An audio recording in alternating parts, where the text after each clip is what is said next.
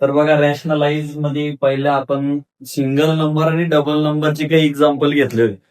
आता आपण रॅशनलाइज मध्ये 3 एक्झाम्पल घेऊ आणि ज्या एनआर आणि डीआर म्हणजे डिनॉमिनेटर आणि न्यूमिनेटर मध्ये दोन्ही मध्ये रूटचे व्हॅल्यू असल्या तर कसे रॅशनलाइज करायचे हे मग मी तुम्हाला नंतर सांगा. पण जोपर्यंत तुम्हाला हे समजत नाही तोपर्यंत ते तुम्हाला कळणार नाही.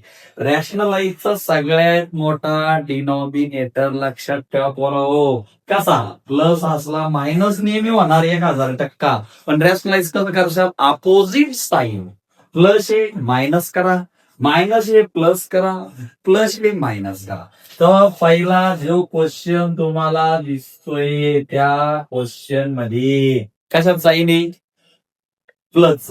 प्लस तर काय घ्याल मायनस घ्याल आणि जरा व्यवस्थित बसा. बसलास तर मग नोटबुक घेऊन बसा आणि नोटबुक घेऊन बसला तर पेन घेऊन बसा सोबत. थोडं लिहिलं तर तेवढाच मेंदूपर्यंत जायचं. वर काही करायचं नाही जोपर्यंत इथं रूट वगैरे येत नाही तोपर्यंत पहिली संख्या तशीच्या तशी येईन तसच्या तसं. इथं काय लिहायचं मायनस कायम मायनसच येणार. दोन येणार रे मायनस. एक प्लस आहे एक मायनस आहे तर प्लस मायनस काय होणार आहे मायनस. पहिली संख्या जी दिसती ती लिहा तिच्या डोक्यावर 2 लिहा. 2 कोण लिहा स्क्वेअर होतो √3 त्याच्या डोक्यावर 2 लिहा. आता वरत काही बदल होणार नाही. खाली काय होईल रे 3 चा स्क्वेअर काय लिहाल 9 √2 ला फक्त 2. याच्या पुढे काही आहे का नाही फक्त 3. बाकी काही लिहायचं नाही. 9 2 चा 18 18 मायनस 3 वजा बाकी करून नेक्स्ट स्टेप मध्ये ते लिहून घ्या. कारण की खाली जरा कॅमेरेचा प्रॉब्लेम आहे. हा एवढ्या खाली दिसत नाही.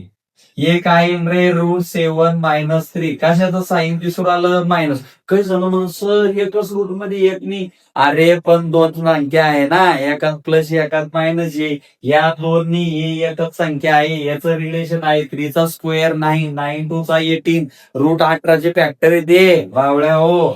इथं काय साईन आहे मायनस. कशाला रॅशनलाइज करशाल रे पोरा प्लस. हे आलं प्लस. पहिलं तसेच्या तसं लिहा काही बदल नाही.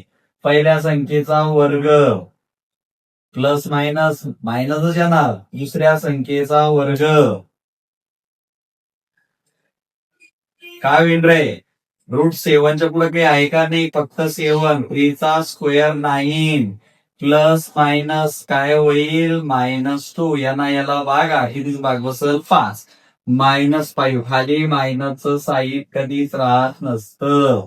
झालं रॅशनलाइज. इथं काय साईन आहे पोराव मायनस. कशाला रॅशनलाइज करशा प्लस. आता इथं पहिली संख्या असं आलं 8 प्लस √3 तर प्लस इथं काय मायनस. पण 2 संख्यामध्ये साईन आहे म्हणजे ते मिक्स रॅशनलाइज आहे. मग इथं प्लसचा साईन आहे काय घेशाल मायनस घेशाल.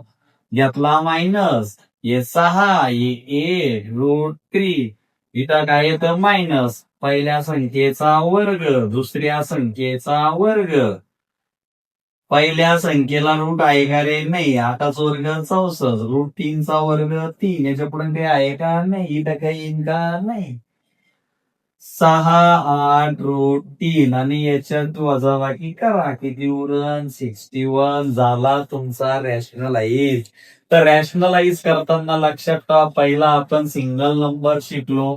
5 3 √3 करा चांगलं. √3 ना गुणशाल √3 ना भागशाल.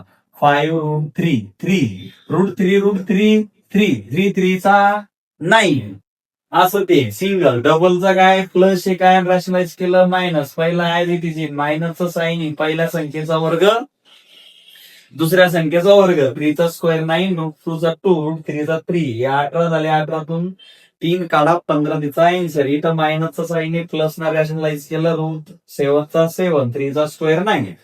इथं प्लस हे मायनस ना रॅशनलाइज केलं पहिल्या संख्येचा वर्ग दुसऱ्या संख्येचा वर्ग. 8 वर्ग 64 आणि √3 चा 3 वजाबाकी केली 61. ठीक आहे. अशाच पद्धतीने आपण 1 बाय 1 छोटे छोटे छोटे 8-8 10-10 मिनिटाचे व्हिडिओ करून व्यवस्थित तुम्हाला टॉपिक चॅप्टरला असं फोडून वेगवेगळ्या टॉपिक मध्ये आपण तुम्हाला डिस्कस करणार आहोत. जसं जसं तुम्हाला वेळ मिळेल तसं तसं तुम्ही थोडाफार यांना रिव्हिजन करू शकता, बाकी काही नाही. तर पार्ट थ्री मध्ये आपण एनआर आणि डीआर मध्ये रोजच्या व्हॅल्यू असल्यावर कशा पद्धतीने रॅशनलाइज करायचो हा टॉपिक डिस्कस करू. बाकी हे नॉर्मल रॅशनलायझेशन, थोडा अवघड पद्धतीचा रॅशनलाइज आपण नेक्स्ट व्हिडिओमध्ये डिस्कस करू. आणि असाच नाईनचा 1 बाय 1 एक टॉपिक 4 5 6 मिनिटाचा जो शॉर्ट बट स्वीट असा तुम्हाला राहील. तर थोडा इंटरेस्ट न बसायचा, थोडं व्यवस्थित बसायचं. 2-5 मिनिटात तुमच्यासोबत डायरेक्टली आणू आणि तुम्हाला शिकवू बी, मी काय काय करू असा विषय नाही झाला पाहिजे.